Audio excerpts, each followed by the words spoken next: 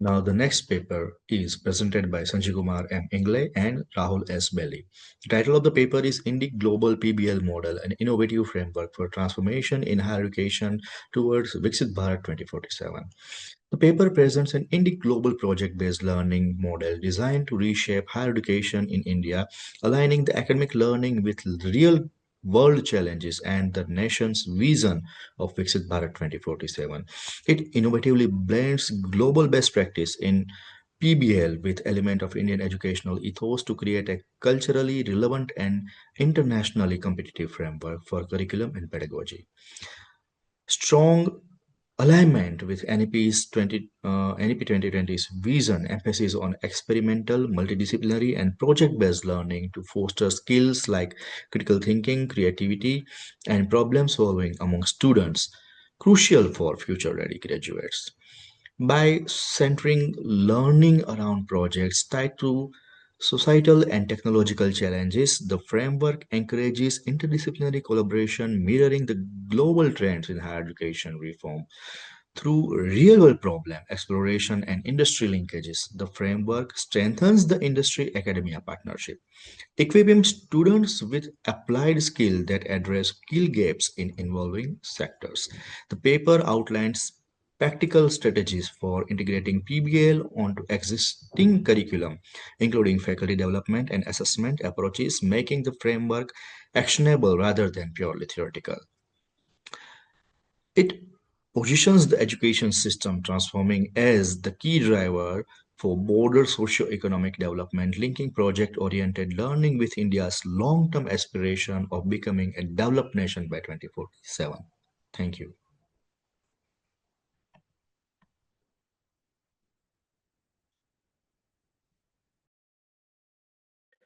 Namaste and warm greetings to everyone. I'm Deepak B from Chanakya University, and it's my privilege to present our work on Gurukulya. Gurukulya is a platform designed to bridge the timeless wisdom of the ancient Gurukula system with the technology aspiration of Viksit Bharat 2047. Through this work, we explore the how artificial intelligence can meaningfully restructure the higher education by prioritizing the personalized, holistic, and mentorship nurturing not only the academic excellence but also the character value and lifelong learning. As we march towards Viksit Bharat 2047, education is our strongest vehicle. However, our current education system struggles with administrative bottlenecks and lack of personalized attention. To lead globally, we need systems that are not just digital but intelligent and empathetic. This led to the genesis of Gurukulya. We didn't just wanted to build a software tool. We wanted to digitalize the essence of a guru, someone who knows not just what the student is learning, but how they are feeling and where they are struggling. Gurukulya creates a smart ecosystem that prioritizes the holistic view. Our platform stands on three major innovations. First, an AI conversational agent that fills the student mood. Second, the automated evaluation engine that frees up faculty time by grading complex answers with high precision. The third, the intelligent practice modules that ensure the mastery through adaptive difficulty, reflecting the ancient principle of Abhyasa. The standard feature is our emotion-aware assistant. Unlike standard chatbots that give robotic reply, Gurukulia detects if the student is confused or stressed. It dynamically adjusts his personality, becoming more patient and explanatory for a confused student or enthusiastic for a happy one. This simulates the empathy of a human teacher. Assessment are the bottleneck of higher education. Gurukulya automates this without compromising the quality. It doesn't just check the keywords, it understands the thematic meaning of the essays and runs unit test on programming code also. This allows reliable pariksha at scale, freeing faculty to focus on the research and mentorship. Knowledge is useless without applications. Our intelligent practice module ensures Abhyasa. It tracks students' journey, identifying weak spots. If a student struggles with the concepts, it lowers the difficulty to build the confidence. If they excel, it challenges them further.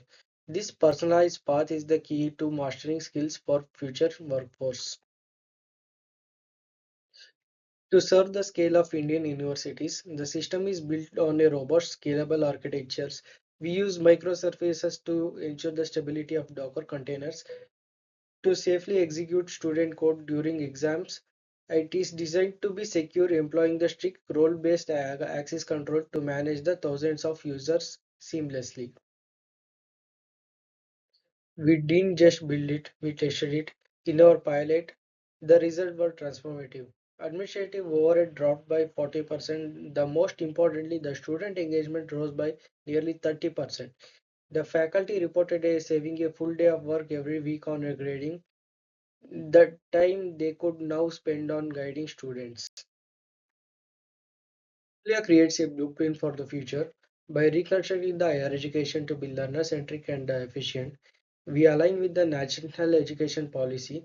This is how we pay the path of Viksit Bharat by empowering every student with the personalized guidance of a guru, scaled by power of AI. Thank you for your attention. I am happy to take any questions. Thank you. Our next paper was presented by Deepak B, Bharat Seturu, and Ashit SN. The title of the paper was Gurukulya, an AI-powered smart campus education platform. The paper introduces Gurukulya as an innovative AI-powered smart campus platform that blends advanced educational technologies with traditional Indian educational values. It presents a comprehensive digital ecosystem integrating teaching, learning, administration, assessment, and student support service into a unified platform. Now, Gurukulya is an AI-powered modernized education platform that enhances academic through the application of cutting-edge technologies, including artificial intelligence, natural language processing, and effective computing. The use of artificial intelligence for personalized learning, analytics, and decision-making is a key strength enhancing students' engagement and learning outcomes. It effectively leverages AI-powered education tool to enable personalized learning, real-time analytics, and adaptive instructional support. A notable strength is the inclusion of intelligent code evaluation, which enhances programming education through automated feedback and performance assessment. The integration of large language model enables conversational learning, academic assistance, and content generation, enriching student-teacher interaction. The platform's learning management system is designed to streamline course delivery, assessment, and learner engagement with a smart campus environment. The use of Gemini AI is highlighted as a key of technological enabler for advanced reasoning, conceptual understanding, and scalable AI services. By drawing inspiration from the Gurukul system, the platform emphasizes holistic development, mentorship, and value-based education alongside technical learning. Gurukulya demonstrates strong potential to transform the campus of educational institute by creating an intelligent, inclusive, and feature-ready learning environment. The model aligns well with contemporary educational reforms by supporting skill development, innovation, and technology-driven pedagogy. Thank you.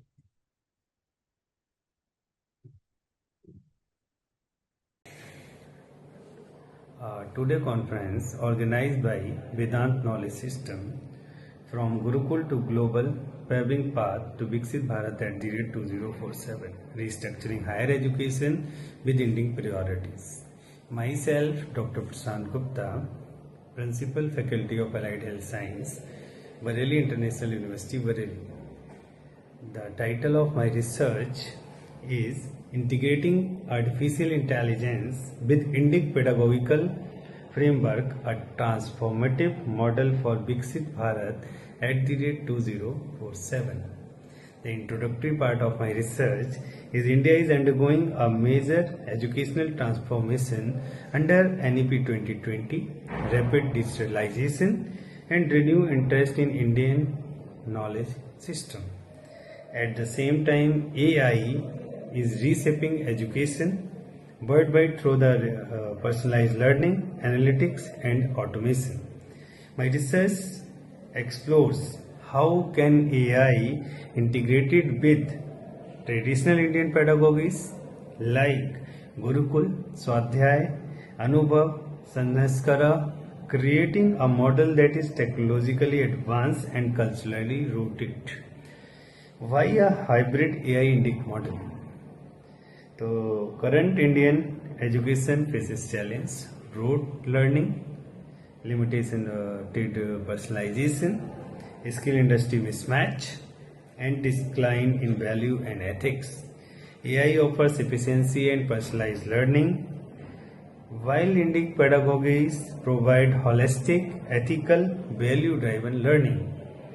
Together, they can create future-ready system aligned with Viksit Bharat at the rate 2047. The review highlight of my research: global research so AI improve personalized and adapted learning, and NEP 2020 mandate technology adaptation plus Indian ethos and Indic pedagogies focus on characters, ethics, experiential learning. The proposed, there are 5-layer AI Indic integrated pedagogical model to involve is 5 AIIPM. A for AI based personalized learning to involve adapted learning, intelligent tutoring, and reflect guru's personalized attention. And second is experiential contextual learning to AR, BR, and simulations to support the Anubhav or real life learning. And third is value based ethical education to AI moral simulation, emotional analytics to root Samaskara, Dharma, and Indian ethos. And fourth is teacher AI collaboration to AI handles routine task, teacher provide mentorship, revives modern guru role. And fifth is multilingual and inclusive learning to AI translation tools and perfectly aligned with NEP mother tongue emphasis. Key findings are my research: AI strengthens the Indian pedagogical values to instead of replacing them. Students become a holistic, future ready, ethical, culturally rooted, and teachers become a mentor and designer of learning supported by AI, and education become more inclusive and personalized and align strongly with the national aspiration of Viksit Bharat at the rate 2047.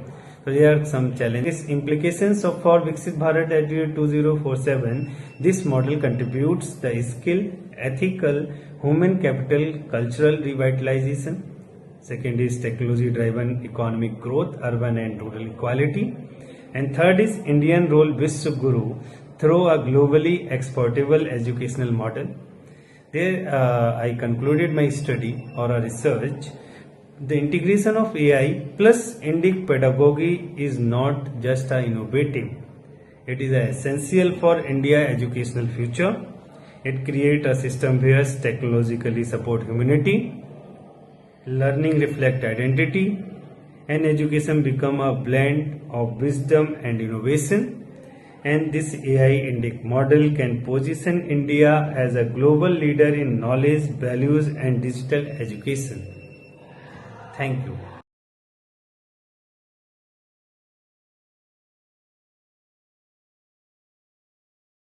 Now, the next paper is from Dr. Prashant Gupta, Dr. Suchita Roy, and Dr. Shalini Chandra. The title of their paper is Integrating Artificial Intelligence with Indic Pedagogical Frameworks, a Transformative Model for Viksit Bharat 2047. The paper proposes a transformative education model that blends artificial intelligence with Indic pedagogical principles, aiming to create culturally grounded and technological advanced learning ecosystem that supports India's long-term development goals towards Viksit Bharat 2047. Now, this paper aligns with broader reforms such as the National Education Policy, emphasizing adaptive and student-centered learning, the use of technology to enhance educational outcome across diverse contexts.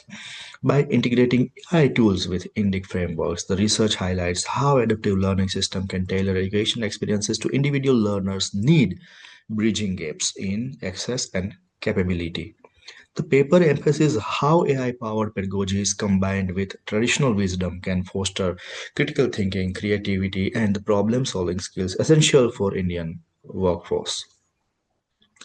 It advocates for the use of AI to support inclusive education, expanding access to quality learning resources and personalized guidance for learners for diverse socioeconomic backgrounds. The research addresses challenges and implementation pathways such as infrastructure needs, ethical AI use, and curriculum integration, providing actionable insight for education and policymakers. Overall, the study contributes to discourse on education reform and national development by illustrating how AI, when integrated with indigenous pedagogical wisdom, can accelerate India's progress towards developed nation by 2047. Thank you.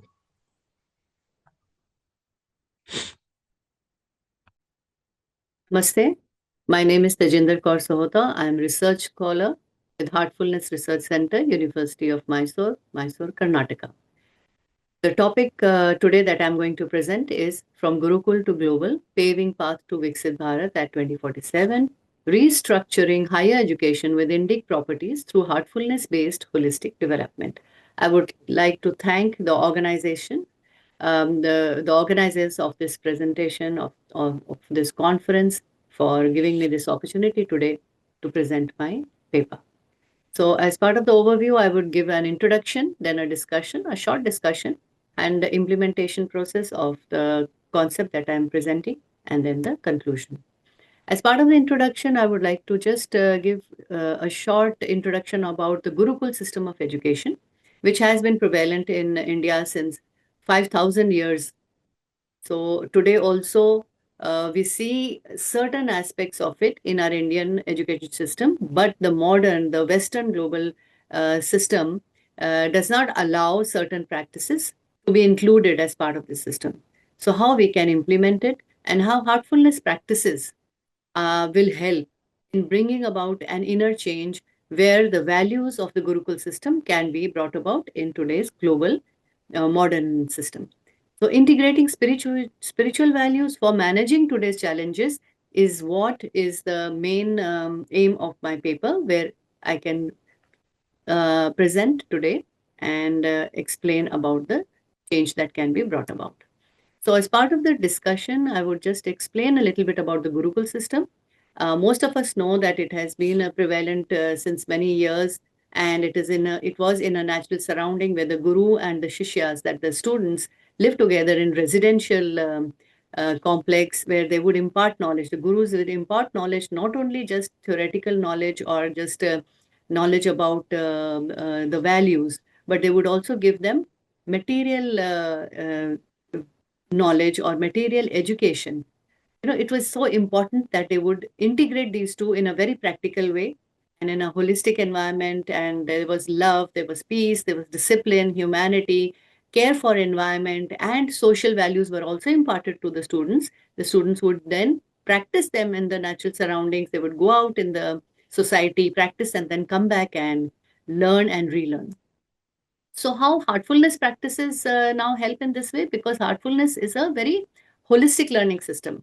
And the practices include relaxation, rejuvenation, meditation, inner connect. So these are offered in a very practical way, in a experiential way. So it's an inside out approach. Spiritual values are applied in a material world. And how are they done? They are done through trainers, and there are programs for students and teachers. And how is it different? Because there is yogic transmission, which I've explained with references in my presentation and in my conference paper.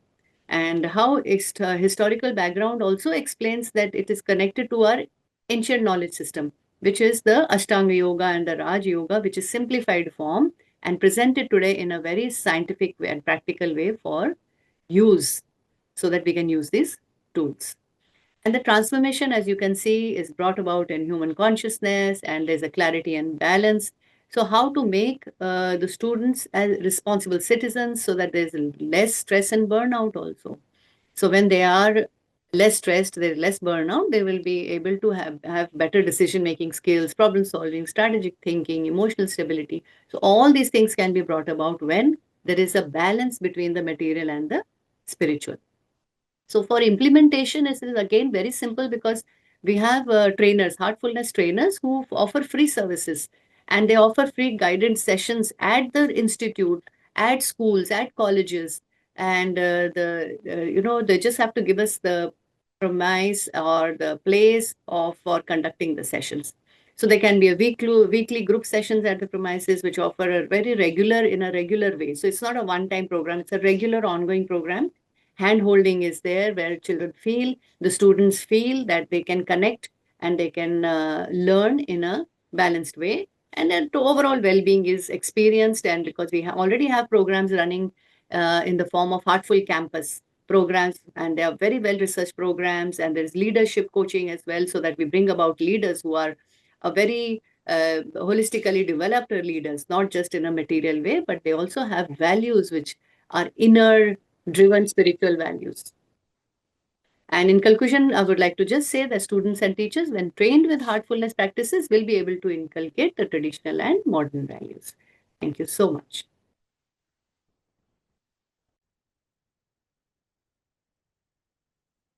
Our next paper was presented by Tejinder Kaur, Sahota, and Dr. Mohandas Hegde. Title of the paper was From Gurukula to Global, Paving Path to Viksit Bharat 2047, Restructuring Higher Education with Indic Priorities Through Heartfulness-Based Holistic Development. Now, this paper presents a visionary framework for restructuring higher education by integrating Indic priorities with contemporary academic practices to support Viksit Bharat 2047. It thoughtfully traces the transition from Gurukul system to global higher education models, highlighting continuity in values while embracing modern institutional structure. The incorporation of heartfulness-based holistic development strengthens the focus on emotional balance, ethical conduct, and inner growth with academic excellence. This study aligns well with NEP 2020, emphasizing holistic learning, centric, and value-driven education. It underscores the importance of nurturing character, leadership, and social responsibility in higher education students. The paper offers practical insight into curriculum design and institutional practices that embed holistic well-being into higher education system.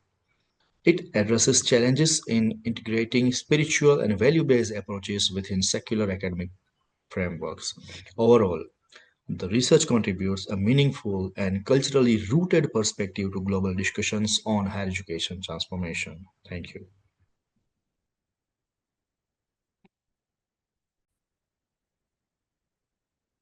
Good evening all. I'm Dr. JAYA, Assistant Professor, Department of Humanities, Banariaman Institute of Technology. I'm pleased to present my topic towards Viksit Bharat at 2047, integrating skill, conduct, knowledge, and Purushartha principles to redesign classroom assessment in this conference. Context and rationale. The National Education Policy 2020 emphasizes holistic, value-based and outcome-based education. However, traditional classroom assessments largely focus on cognitive knowledge, often ignoring practical skills, ethical development and motivation. There is a pressing need for assessment frameworks that not only measure knowledge but also cultivate skills, values and ethical reasonings. This study seeks to bridge that gap by combining Indic principles with modern assessment approaches. Research aim. The primary aim of the study is to develop and evaluate a classroom assessment model that integrates Indic frameworks with outcome-based education. Specifically, it seeks to enhance cognitive, psychomotor, and affective learning outcomes while fostering ethical conduct, motivation, and self-directed learning. This aligns with the vision of Viksit Bharat at 2047, emphasizing skilled, ethical, and value-oriented graduates. Research objectives. The study had four main objectives. First, to examine the relevance of Indic educational principles in modern assessments. Second, to design a framework aligned with OBE that addresses cognitive, skill, and ethical domains. Third, to evaluate the impacts of this integrated framework on student engagement, ethical conduct, and skill acquisition. And fourth, to provide recommendations for higher education institutions to implement culturally grounded assessment practices. Research questions. To achieve objectives, the study addressed 4 questions. How can skill, conduct knowledge, and Purushartha principles be integrated into OBE assessments? How do students perceive and respond to this integrated model? What is the impact of this model on motivation, ethical conduct, and skills? And what challenges arise during implementation? Theoretical framework. The study is guided by 2 key frameworks. The first is skill conduct knowledge or Nana, Karma and Charitra. Here, knowledge represents cognitive understanding, skill represents psychomotor abilities, and conduct represents affective and ethical behavior. The second is the Purushartha framework encompassing Dharma, Artha, Kama, and Moksha. Dharma represents ethics, Artha refers to competence, Karma motivates action, and Moksha emphasizes self-realization. By integrating these frameworks, I create a holistic model that supports OBE learning outcomes across cognitive, psychomotor, and affective domains. Conceptual model. The conceptual model illustrates the integration of skill conduct knowledge and Purushartha principles into classroom assessment. Knowledge, skill, and conduct are mapped to the cognitive, psychomotor, and affective domains, while Purushartha principles guide motivation, competence, ethical behavior, and self realization. This model ensures that assessments are not just a measure of learning but a tool for holistic student development. A mixed method approaches was adopted, combining quantitative and qualitative data. The study included 120 students split into an intervention group of 60 students exposed to Indic integrated assessment and a control group of 60 students under traditional assessment. Data collection involved pre and post test, rubric-based evaluations, reflective journals, and focus group discussions over 6 weeks. Quantitative data were analyzed using descriptive and inferential statistics, while qualitative data underwent thematic analysis capturing students' reflections, motivation, and ethical reasoning. Key findings. The findings show significant improvements in all 3 domains. In the cognitive domain, students demonstrated enhanced conceptual understanding with a mean score of 3.2 out of 4.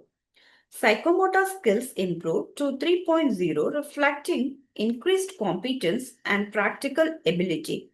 The affective and ethical domain scored highest at 3.4, showing strong growth in responsibility, teamwork, and ethical behavior. Participation increased by 38%, trust in the assessment process by 54%, and enrollment in skill-based courses rose by 40%. Qualitative analysis revealed that students valued culturally grounded assessments, reported higher motivation, and demonstrated reflective learning, although faculty noted that rubric calibration required additional effort. Integrated discussion.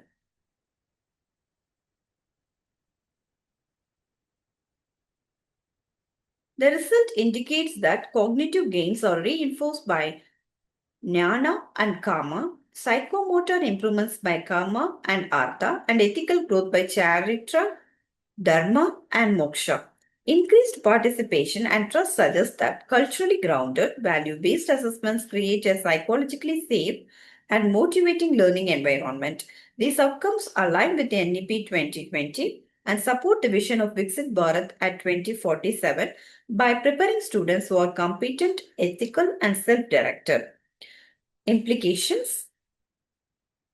The study has multiple implications. Teachers can design assessments that integrate knowledge, skills, ethics, and motivation. Institutions can adopt holistic, culturally contextualized assessment strategies. Policymakers can support the inclusion of traditional wisdoms with OBE frameworks. Future research may explore this model across disciplines, implement it longitudinally, and measure its long-term impact on career readiness and ethical behavior.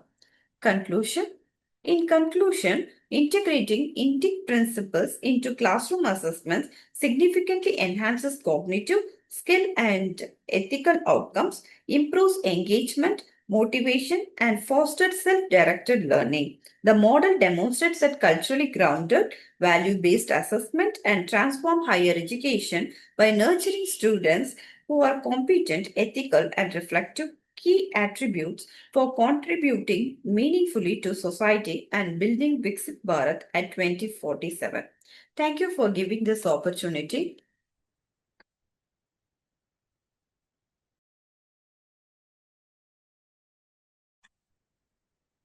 The next paper is from JAYA K. The title of the paper is Towards Viksit Bharat 2047, Integrating Skill, Conduct, Knowledge and Purusharth Principles to Redesign Classroom Assessment. The paper proposes a classroom assessment model rooted in combined principles of skill, conduct, knowledge and Purusharth, aligning educational outcome with India's Viksit Bharat 2047 vision of holistic national development. It moves beyond traditional academic evaluation to include ethical conduct and life skill, fostering well-rounded learner equipped for societal changes. By incorporating Purusharth, Dharma, Arth, Kam and Moksha as assessment lenses, the study enriches modern assessment practices with culturally grounded value frameworks. The model reflects the national education policy's emphasis on holistic multidisciplinary education and formative assessment strategies that measures diverse competencies. The research emphasizes assessing critical thinking, problem solving, collaboration, ethical decision making, preparing students for future oriented roles in society and the workforce. The paper covers actionable strategies for educators to redesign assessment, including rubrics and performance-based tasks that reflects integrated skill, conduct, and knowledge outcomes. By rooting assessment design in broad human development principles, the model supports the creation of a responsible, skilled, and value-oriented graduates for the nation. The study acknowledges implementation challenges such as curriculum redesign need and alignment with existing evaluation system, calling for future empirical validation and professional development initiatives.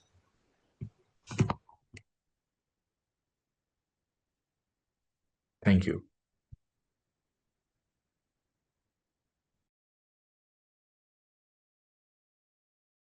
Good morning to all.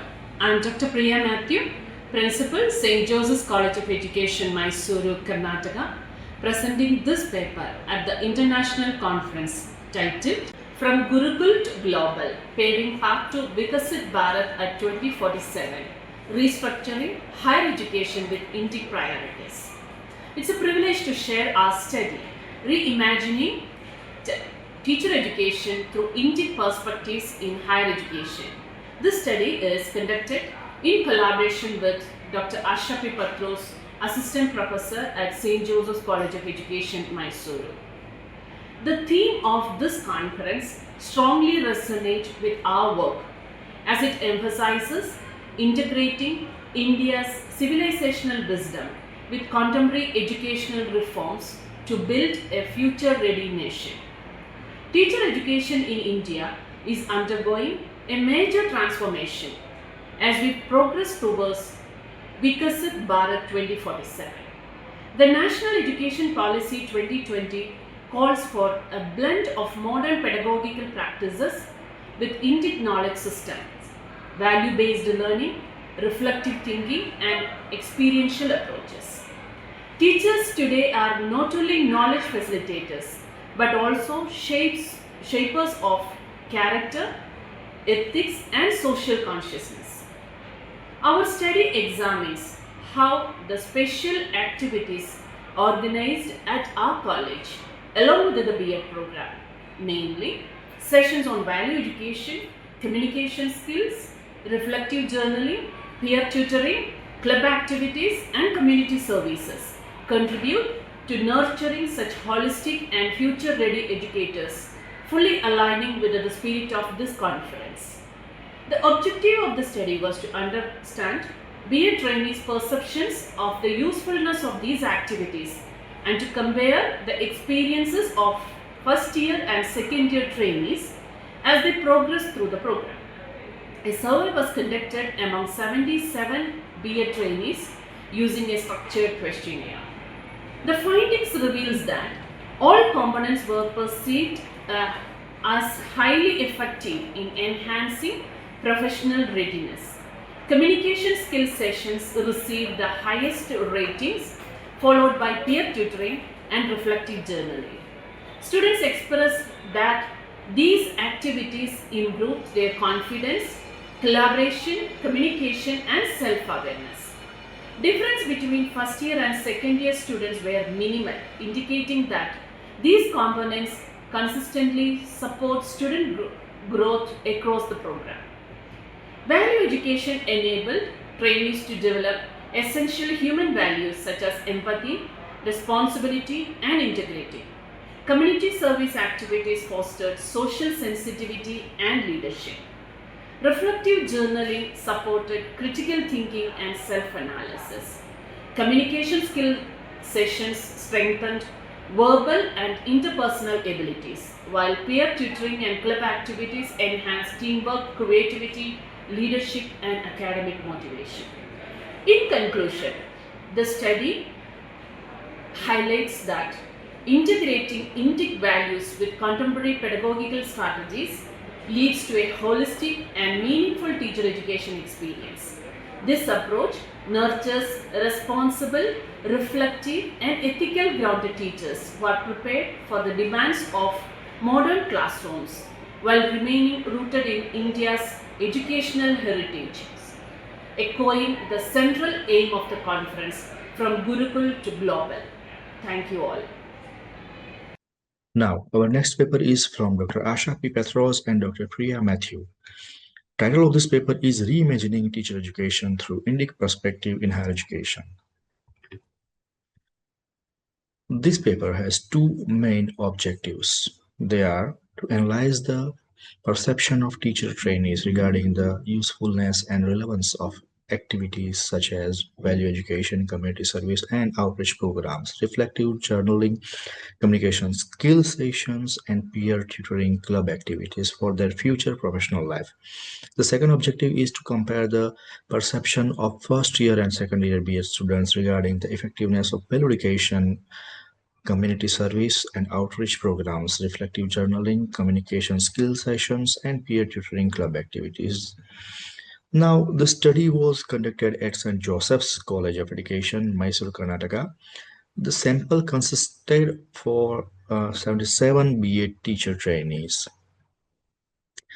The paper foregrounds Indic perspective and Indian knowledge system as foundational element of reimagining teacher education, challenging dominant and Western pedagogy, enriching the philosophical grounding of teacher perceptions.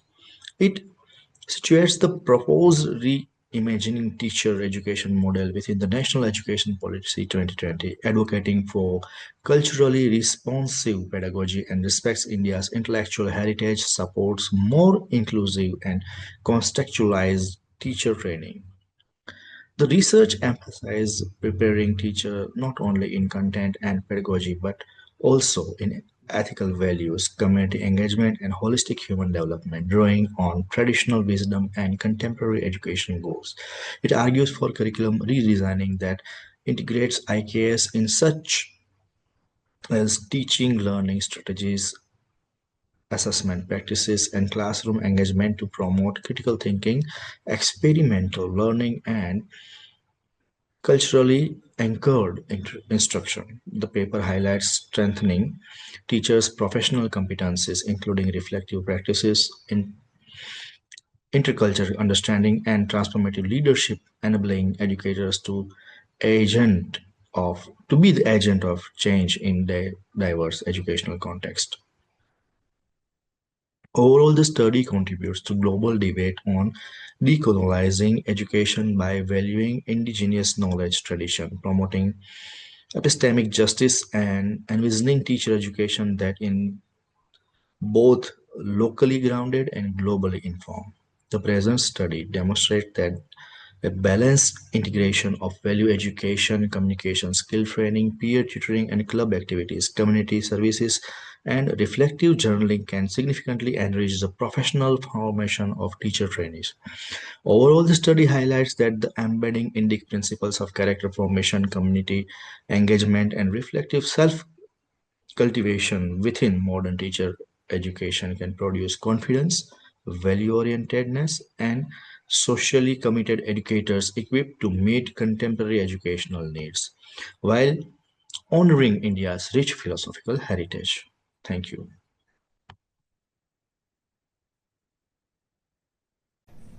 Good day everyone and namaste. I am Dr. Anil Kumar, a PhD from IIT Madras and currently working as Associate Professor of English in the Department of English at Srinivasa Ramanujam Institute of Technology, Anantapur, Andhra Pradesh, India. It's my privilege and an honor to serve as a session chair during the 4th International Virtual Multidisciplinary Conference on From Gurukul to Global, Paving the Path to Viksit Bharat at 2047, Restructuring Higher Education with Indic Priorities, which was organized by Vedant Knowledge Systems Private Limited.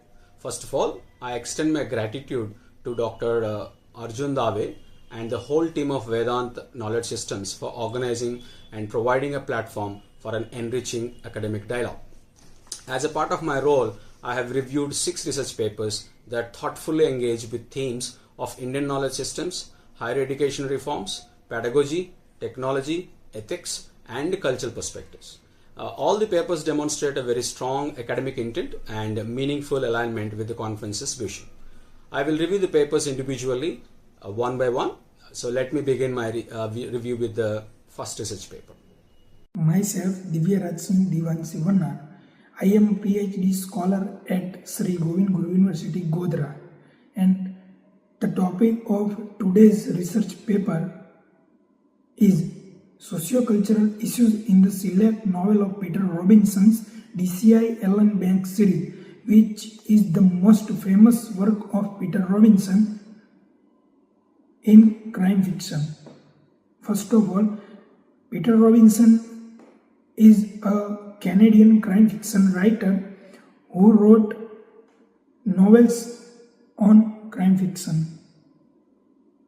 And the most famous work of Peter Robinson is DCI Ellen Banks series. In this series, Peter Robinson shows how a normal and emotionally unstable people conduct crime, and the abstract of this paper is to study socio-cultural issues as shown in the DCI Ellen Banks novels written by Peter Robinson. There are 3 novels which I have taken in this research paper. First is Unnecessary End, second is Wednesday's Child, and third is Innocent Graves. These novels shows how fear, family problems, trust, community pressure, and emotional struggle affect people's action. This paper explains this idea in simple words using example from the stories. And Peter Robinson always write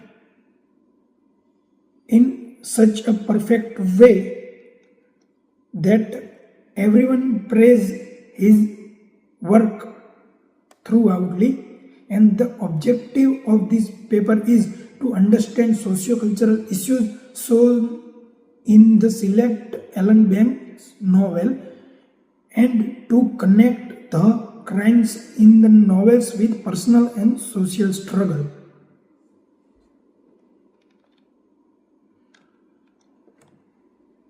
And also, readers and critics often say that Peter Robinson's novel feel realistic because his characters are emotional and flawed.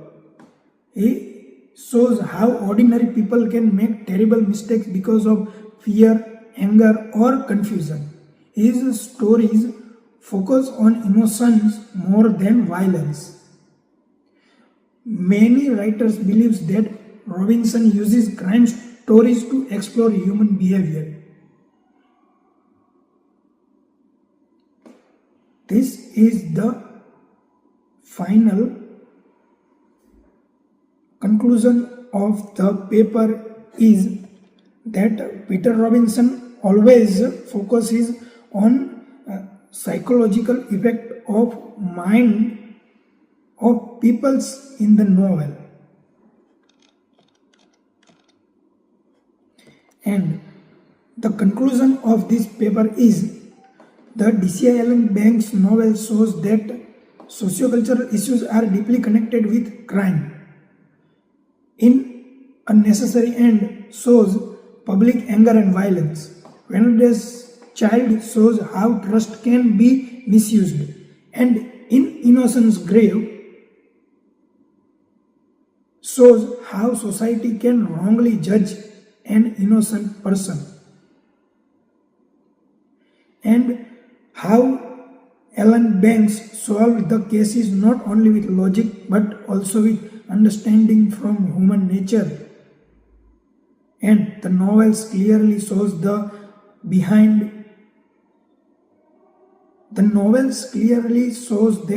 every crime there is a social story. Thank you. This is my research paper.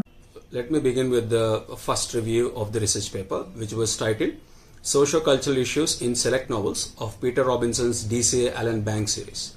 This paper was presented by Divyarajsinh D. Vanar, who is a PhD scholar at Sri Govind Guru University, Godhra, and co-authored by Dr. Prakash V. Vekaria, who is a principal of Sri M.P. Vora Commerce College, Vadhavan, Surendranagar.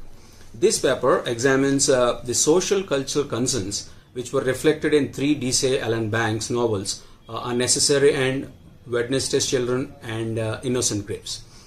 This entire paper highlights how fear, mistrust, family pressures, emotional trauma, and community judgment influence our human behavior and lead to crime. The key strength of this study is its clear and accessible analysis, which effectively connects crime fiction with real social and emotional struggles. The author effectively demonstrates how Peter Robinson utilizes crime narratives to explore deeper moral and social questions, with D.C. Allen Banks emerging as a nuanced observer of human nature rather than just a crime solver. Overall, the paper offers a focused literary reading with intense thematic clarity. Thank you. Hello friends, I Dr. AMITA Patel, Assistant Professor in G.H. Patel College of Engineering, Vallabh Vidyanagar. Today I am pleased to share my presentation in the conference from Gurukul to Global, Paving Path to Viksit Bharat 2047, Restructuring Higher Education with India Priorities. And topic of my presentation is using digital technology to teach language skills. Focused will be on reading and writing skills. I'm going to share some of my experiences as well as some of the tools that can help to enhance reading as well as writing too. Not only that, but I'm going to talk about challenges which are faced by teachers and learners. Technology is not replacing traditional method but enhancing and expanding our language skills. In the 21st century, we are teaching language skills not only using only chalk and duster. It is always there along with our smart board. But yes, some of the interactive sessions using AI, using podcast that can be used to enhance and to make our classes interesting. Not only this, but it also helps students to engage themselves in certain instructional materials too. So I think reading will be easy for them, and reading doesn't mean here just jumping word to word. It is all about understanding, and with my experience I can tell, with the help of this podcast and certain audiobooks, definitely students are enhancing their reading skills. And as you all know, once reading enhance, writing will definitely make a place towards enhancement. So it is just like they are engaging themselves in that, you can say, reading, and those bulk of ideas force them to run, and we are not sure about that it is constructive tapping in on their phone or other things. So this is one of the great challenges, and it's difficult to sort out. Yes, we can control over that. So thank you friends, thank you to listen me, thank you very much. Now let me present the review for the paper titled Using Digital Technology to Teach Language Skills, Reading and Writing. This was a presentation by Dr. AMITA Patel, who was an assistant professor from the Department of Language and Communication Skills at G.H. Patel College of Engineering and Technology, Vallabh Vidyanagar, Anand, Gujarat. In this paper, the presenter presents a practice-oriented examination of how digital technology can be effectively utilized to enhance reading and writing skills among undergraduate engineering students. Drawing on classroom experience and established language learning theories, the presenter clearly explains how digital tools, e-resources and mobile applications and also the online platforms can support critical reading, structural writing and learner autonomy. The key strength of this paper and the presentation lies in its balanced perspective, while it highlights the benefits of technology-enabled instruction, and it also acknowledges the challenges such as distraction, superficial learning, and overdependence on digital tools. The integration of reading and writing, which was supported by Bloom's taxonomy and instructional design strategies, is particularly well articulated throughout the presentation. Overall, the paper makes a relevant and practical contribution to language pedagogy in this digital age. Thank you. Good evening, everyone. I'm Dr.Rajisha Menon, Associate Professor of English from CVR College of Engineering, Hyderabad. Today I'll be presenting a paper on the occasion of International Conference on From Gurukul to Global, Paving Path to Viksit Bharat at 2047, Restructuring Higher Education with Indic Priorities.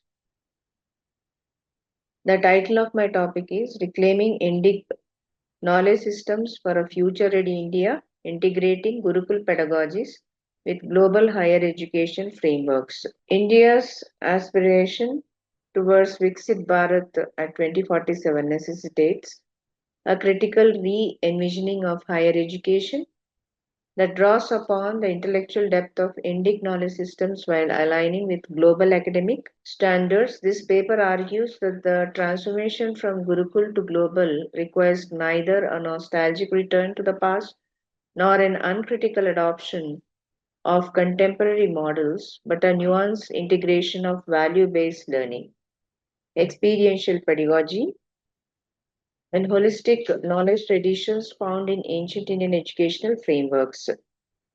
The Gurukul system, grounded in Shraddha, Anushasan, and Guru Shishya relational pedagogy, offers insights into cultivating ethical citizenship, social responsibility, and context responsive scholarship, key competencies for a future ready nation. Drawing on policy documents, field studies from select higher education institutions, and emerging best practices in curriculum innovation. The paper examines how Indic priorities such as multilingual learning, environmental consciousness, yoga and wellness education, critical humanities, and the integration of arts and sciences can strengthen academic rigorous and societal relevance. It highlights successful institutional models that have incorporated traditional knowledge systems, community engagement, and skill-oriented learning within the NEP 2020 framework. The study further argues that embedding Indic epistemologies within higher education enhances India's global academic identity, promotes knowledge equity, and nurtures graduates capable of innovation rooted in cultural awareness. By proposing a multi-layer restructured strategy that combines indigenous pedagogies with digital tools, research ecosystems, and internalization, the paper demonstrates how higher education can become a foundational pillar of Viksit Bharat by 2047. The work ultimately underscores the need for a uniquely Indian educational renaissance that is culturally grounded, socially accountable, and globally competitive. The aspiration towards Viksit Bharat at 2047 signals a decisive national commitment to envisioning India as a globally competitive, knowledge-driven society grounded in cultural integrity and ethical responsibility. Higher education constitutes the central pillar of this vision, determining not only the country's intellectual capital but also the social, cultural, and economic orientations of future generations. As India navigates global transformations in technology, governance, labor, and cultural production, the need to reconfigure university education has become increasingly urgent. Current debates on educational reform frequently highlight global rankings, research productivity, international collaborations, and digital innovation. While these elements are essential, they alone are insufficient to build a future-ready nation with a distinct cultural identity and sustainable development category. What India requires is a holistic reform model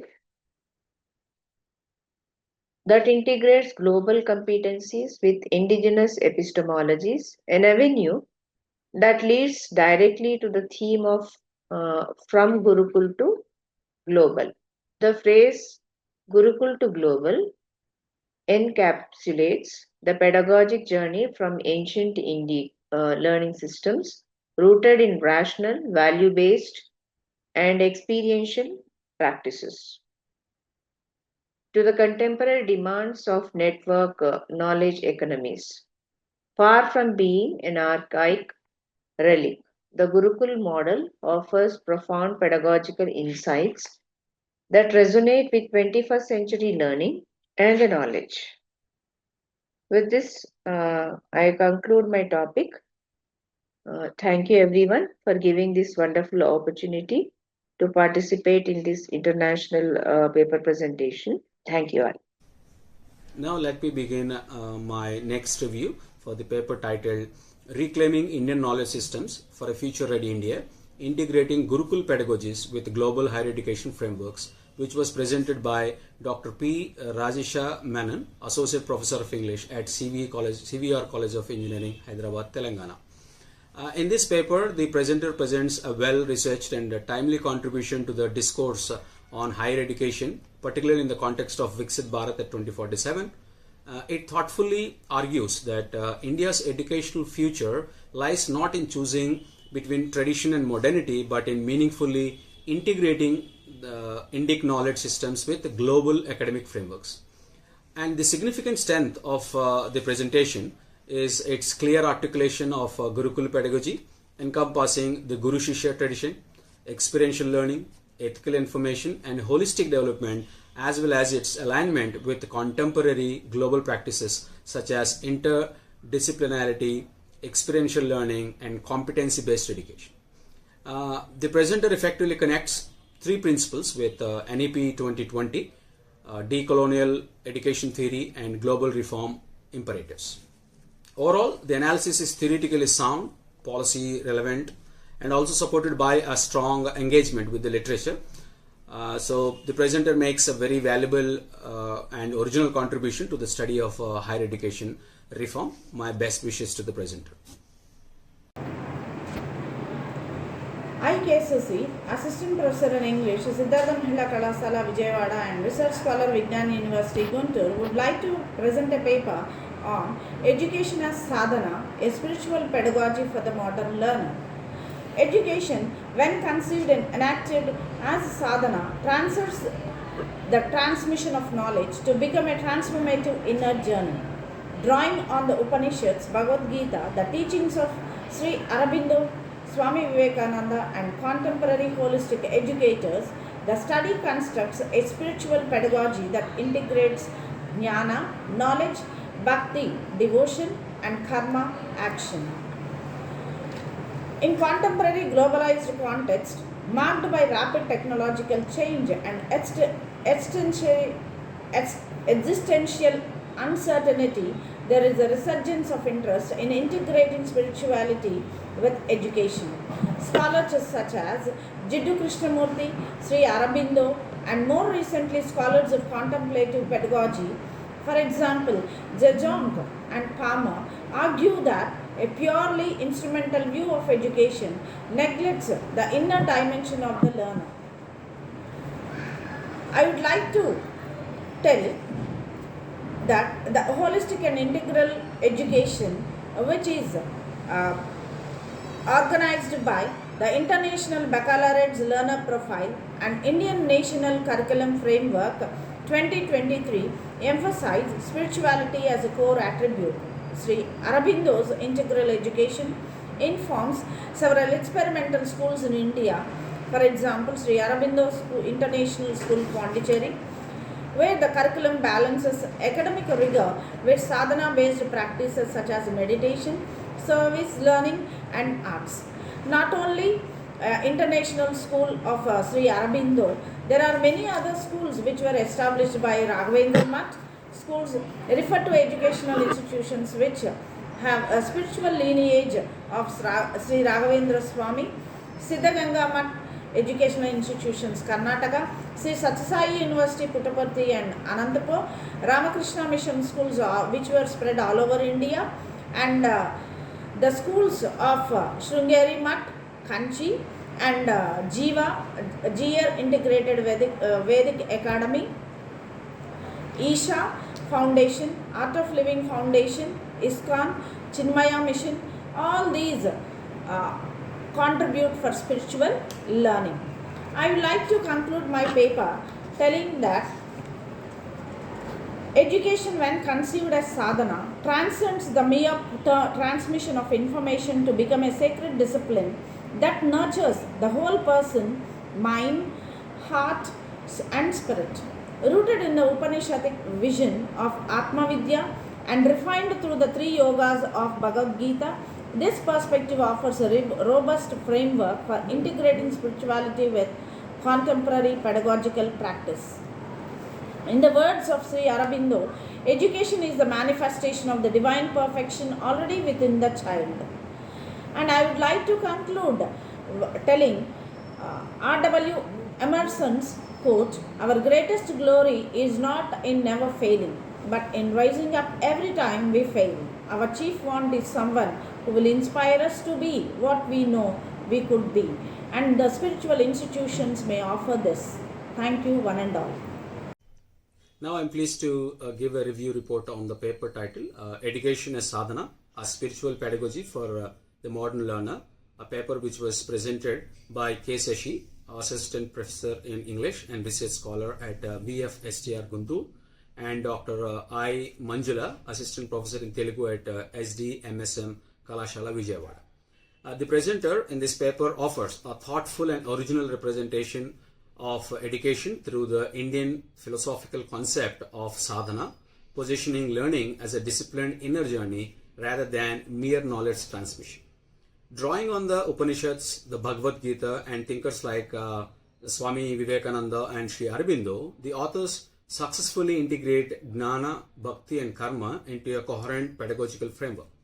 The key strength of this study is its effective alignment of ancient spiritual traditions as well as contemporary educational theories such as constructivism, experiential learning and contemplative pedagogy.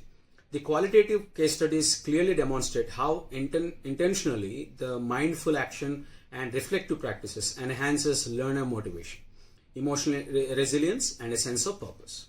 Overall, the presenter makes a very valuable contribution with this paper to the discourse of holistic and spiritual education. Thank you. Good morning, all of you. Respected chairperson, distinguished delegates, fellow academicians, and dear participants. Namaskar. Myself is Dr. HIRENKUMAR VARDE, Assistant Professor, Grace College, Rajkot. Today I am presenting my paper titled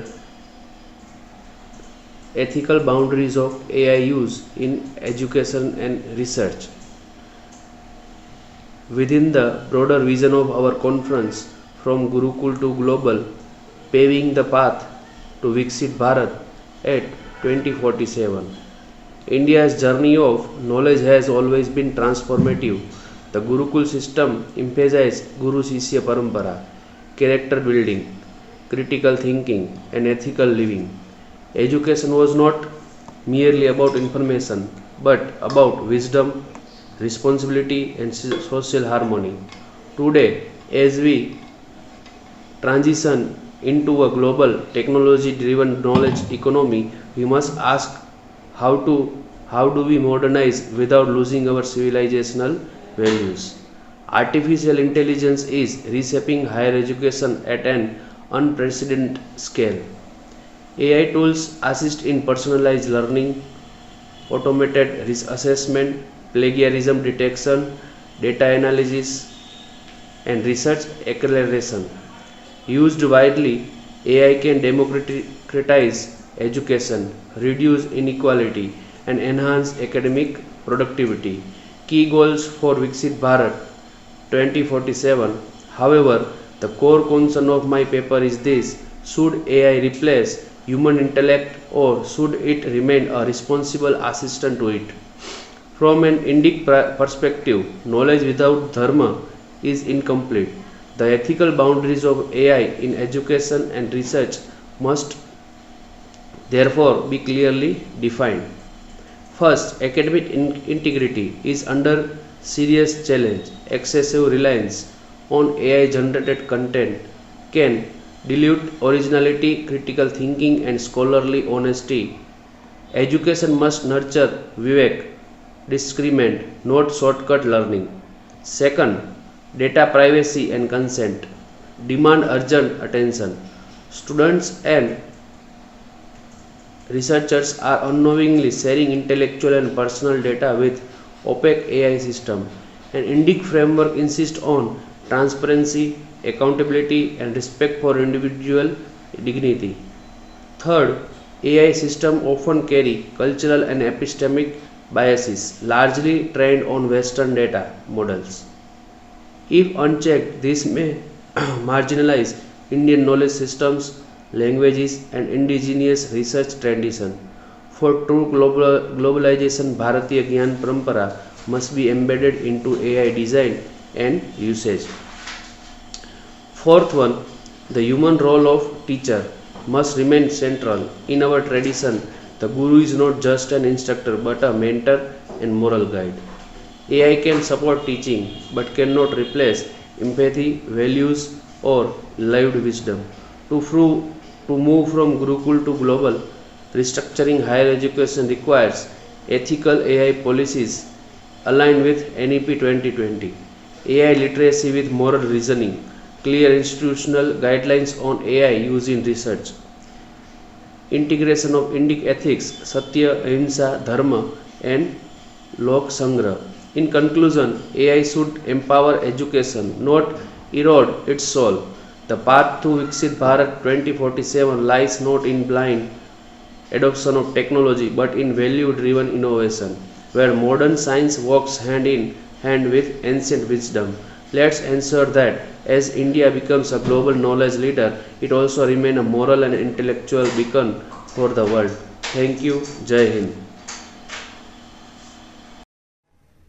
Let me now give the review for our next research paper, which was titled as Ethical Boundaries of AI Use in Education and Research, which was presented by Professor Dr. HIRENKUMAR BALVANTBHAI VARDE, Assistant Professor at Grace College, Rajkot. And this paper addresses a highly relevant and timely issue, which is the ethical implications of AI, artificial intelligence, in academic environments. This entire paper provides a comprehensive examination of key concerns, including academic integrity, bias and fairness, transparency, data privacy, accountability, and the need for human oversight in AI-driven educational and research practices. And the significant strength of this presentation lies in its effective use of real-world case studies, including AI-based grading systems and proctoring software, peer review automation, and generative AI tools. These examples clearly illustrate both the opportunities and the ethical risks which were associated with the adoption of AI in universities and research institutions. Overall, the presentation is well structured, policy oriented, and grounded in current global debates, offering practical recommendations for educators, researchers, and policymakers. Overall, it makes a valuable contribution to discussions on responsible AI governance in academia. Thank you. Good evening, all. I am Ruraj Lakshmi, a PhD scholar in English literature from Karnataka University.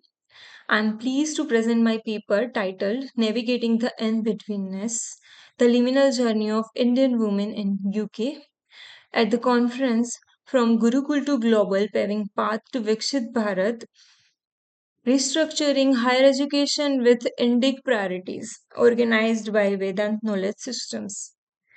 Migration is often understood as physical movement from one country to another. However, this paper argues that migration is equally an emotional, cultural, and psychological transition.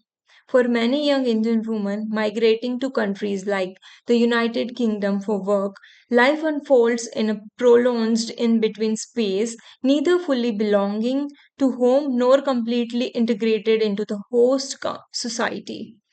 This study uses the concept of liminality introduced by Anne Geneb and further developed by Victor Turner to understand migration as a traditional process. Liminality refers to threshold phase marked by ambiguity, uncertainty, and identity negotiation. In the context of uncertainty and identity negotiation, in the context of migration, this phase often become extended and emotionally complex. Methodologically, the study is qualitative and is based on single in-depth interview with an Indian woman working in the UK. Her narrative reveals how liminality operates across emotional, cultural, educational, and professional dimensions. She describes feelings of cultural displacement, accent-related anxiety, workplace adjustment challenges, and gender expectations, and shape her everyday experiences. One of the key findings of the study is the role of Indian higher education in shaping migrant preparedness. While Indian education provides strong theoretical grounding, it often lacks communicative confidence, critical engagement, and intercultural exposure. This creates what the paper identifies as an academic and professional liminality, where migrants struggle to adapt to Western expectation of initiative, autonomy, and self-expressions. Gender further intensifies this liminal experience. The participant negotiates between restrictive gender norms from home and relative freedom in the host country, resulting in a complex process of identity reconstruction. Yet, alongside the study also highlight the resilience, agency, and transformation through community bonding, cultural memory, and self adaptation. The participant gradually constructs a hybrid sense of self. In conclusion, this paper demonstrates that migration is not a complete journey, but an ongoing process of belonging by foregrounding women's life experiences The study emphasizes the need for inclusive educational practices, gender sensitive policies, and emotional support system to make global mobility more equitable, to essential step towards the vision of Viksit Bharat. Thank you. Now, I'm going to give a review on the paper titled Navigating the Inner Between, the Liminal Journey of an Indian Woman in the UK, which was presented by Rudaj Lakshmiben Ransurbhai, a PhD scholar from Karnavati University, Gandhinagar. In this paper, the presenter examines migration as an emotional and cultural experience rather than a mere physical movement. Using an in-depth qualitative interview, the presenter discusses how a young woman, Indian woman, experiences liminality while living and working in the United Kingdom. The study is firmly grounded in the theoretical frameworks of Arnold van Gennep and Victor Turner, effectively applying the concept of liminality to contemporary migration and gendered experiences. The participants' narrative clearly highlights identity negotiation, educational gaps, workplace communication challenges, of course, the gendered expectations. One of the key strengths of this paper is its rich reflective analysis, which highlights the emotional realities of migration that are often overlooked in large-scale studies. The methodology used in the study is appropriate, ethically sound, and well explained. So, in my view, overall, this is a thoughtful and relevant contribution to the fields of migration and gender studies, which was clearly articulated and presented by the research scholar. Thank you. Thank you all for listening to my all reviews for the 6 research papers, and congratulations to all the participants for their wonderful contribution and presentations. And finally, I would like to extend my sincere thanks to Vedant Knowledge Systems for providing me this wonderful opportunity to act as a session say. Thank you so much, and all the good luck. Good evening everyone. My name is Ajay Kumar and I am research scholar in City University Ludhiana, Punjab. Today I am going to present my paper for 4th International Conference on Viksit Bharat, which is going to be held on 27th and 28th of December 2025. The title of my paper is Representation of Kashmir in Siddharth Gigu's The Garden of Solitude and Arundhati Roy's The Ministry of Utmost Happiness.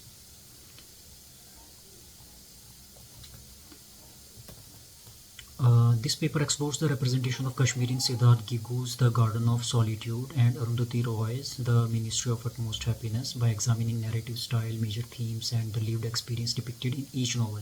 This research highlights how both texts construct the image of Kashmir as a site of trauma, exile, and resilience. The analysis reveals how each author foregrounds different communities' voices and leverages personal and collective memories to challenge dominant political narratives around Kashmir. Now, without wasting the time, I would like to switch to the presentation. As you can see the title of my paper, I would like to come to the introduction of the paper. Kashmir has long occupied a complex place in the South Asian imagination, often mythologized as paradise on earth, yet simultaneously marked by protracted conflict and displacement. Literature has played a critical role in shaping and contesting images of Kashmir. Siddharth Gigu's The Garden of Solitude and Arundhati Roy's The Ministry of Utmost Happiness, though different in narrative approaches, but interrogate the realities of violence, exile, and contested identity. This paper analyzes how each novel represents Kashmir, focusing on the interplay between individual and communal trauma, the use of literary techniques, and the text interventions in political discourse. For literary analysis, The Garden of Solitude, we have Siddharth Gigu chronicles the forced migration of Kashmiri Pandits during the late 1980s, centering on personal loss and nostalgia. The novel foregrounds exile, memory, and the psychological consequences of displacement. Gigu utilizes introspective narration and lyrical descriptions to evoke the pain of leaving home and the longing of return. The text links individual trauma to a broader narrative of communal disruption and cultural erasure. In the novel of Arundhati Roy's The Ministry of Utmost Happiness, we have Arundhati Roy's novel incorporates Kashmir into a broader tapestry of marginalization within India.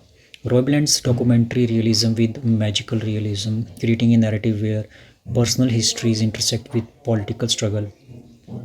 The novel voices the experience of everyday Kashmiris living under military occupation, emphasizing endurance, dissent, and survival. Roy actively deconstructs official narratives and presents resistance as inherent to the Kashmiri experience. We have the comparative themes for the both novels. We have a primary community focus, dominant effect, Kashmir as metaphor, representation of the state. Both novels interrogate the idea of Kashmir as a lost paradise by centering voices of suffering and resistance, while Gigu's work foregrounds the pain of exile. Roy presents a plural intersectional vision of trauma and defiance. Both texts illuminate silenced histories and expand the understanding of Kashmiri conflict. Theoretical framework, we have post-colonial theory to analyze nation, state violence, resistance, and subaltern voices in the Kashmiri context. Trauma and memory studies to interpret exile, camp life, nostalgia, and the lost homeland in Gigu, and the pervasive mourning and graveyard imagery in Roy. Narrative and discourse analysis to see how voice, focalization, genre mixing, and symbolism construct particular truths about Kashmir. Now let's come to the conclusion. Siddharth Gigu and Arundhati Roy offer nuanced, evocative portrayals of Kashmir using literature to question cultural erasure and official silencing. Their novels insist on the complexity of Kashmiri identity and memory, emphasizing the enduring power of narrative to bear witness and resist. So this was the paper. Thank you so much. Namaste everyone. So I would like to congratulate entire team of Viksit Bharat at rate 2047 conference, and especially to Dr. Arjun Dave and team Vedant for organizing this wonderful conference. And thank you for having me here as session chair. And I thoroughly liked the papers presented during the session and would like to reflect upon the first presenter, Mr. Ajay Kumar, who presented his paper on representation of Kashmir in Siddharth Gigu's The Garden of Solitude, and Arundhati Roy's The Ministry of Utmost Happiness. So where he tries to conduct a comparative analysis of Gigu's Garden of Solitude and Roy's Ministry of Utmost Happiness, where he tries to explore how Kashmir is depicted through distinct yet intersecting lenses of exile, violence, and memory. So the paper also highlights the difference in narrative tone, community focus, and political engagement, especially by contrasting Gigu's introspective, memory-oriented narration with Roy's more overt, interventionist, and diverse storytelling approach. So while post-colonial and trauma frameworks are relevant to the discussion, the analysis sometimes tend to endorse these frameworks instead of critically examining their limitations, which could have been strengthened by engaging more critically and examining the risks associated with representational selectivity, and particularly emphasizing upon that how certain voices might unintentionally marginalize others. So, and elaborating more on narrative authority and positionality would have enriched the comparison, especially regarding the insider versus outsider perspectives. So, further studies in this could further expand this work by exploring the narrative form as form of ideology, or by engaging with lesser known Kashmiri writers to challenge the existing literary paradigm. So overall the paper was well presented and could be strengthened with these pointers. Thank you. Hello, myself Dr. Gopal N. Chhatrodia, Assistant Professor of English at Sri V.M. Mehta Municipal Arts and Commerce College, Jamnagar. Today I am going to represent my paper on the topic From Folklore to Philosophy, a critical study of knowledge, ethics, and pedagogy in the Panchtantra. We all know that the Panchtantra is the ancient literature for the story. Specifically, there are some simple animal fables. But my research paper explores how the Panchtantra, a well-known collection of ancient Indian stories, moves far beyond simple animal fables and become a treasury for the practical wisdom, ethical reflection, and innovative teaching methods.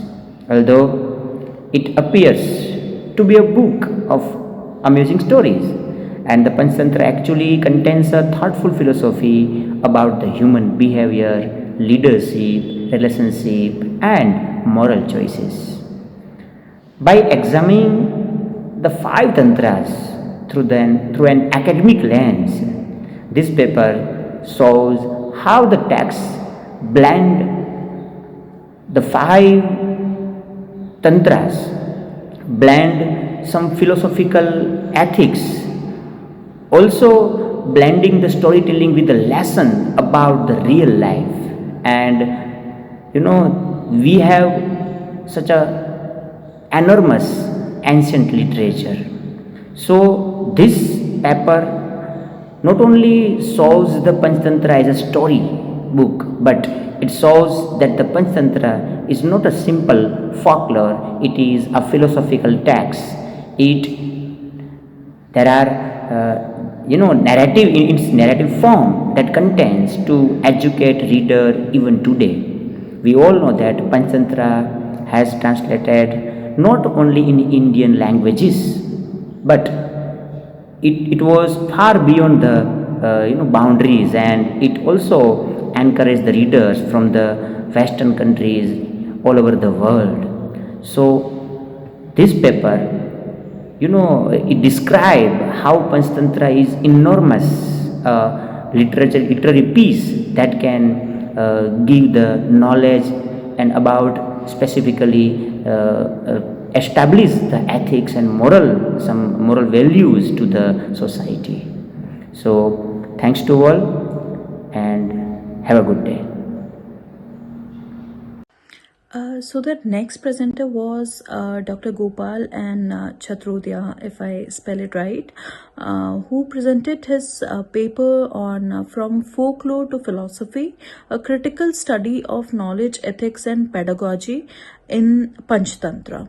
So the paper provides a thorough and well-researched analysis of Panchtantra, situating it at the intersection of folklore, ethics, philosophy and pedagogy. So author shows a reasonable understanding of classical Indian intellectual traditions like Niti and Dharma, and he convincingly positions the text as a systematic method of knowledge transfer rather than just a series of entertaining theories. And the sections of narrative pedagogy and experiential learning, they are structured and supported by relevant scholarships. However, the paper could be further strengthened by engaging more directly with the contemporary relevance of Panchtantra. For example, in the context where moral reasoning, rational judgment, and value-based education are increasingly perceived as fragile setups. So this text could have been examined as a living pedagogical resource rather than just or mere classical artifact. Also, situating Panchtantra within the Indian knowledge systems and linking it to the current educational frameworks such as national education policy and others would have enhanced its applicability and critical depth. But overall, the paper offers a foundation with the scope of extending its relevance to present-day ethical and pedagogical debates. So I would like to congratulate congratulate Dr. Gopal N and wish him a good luck in future.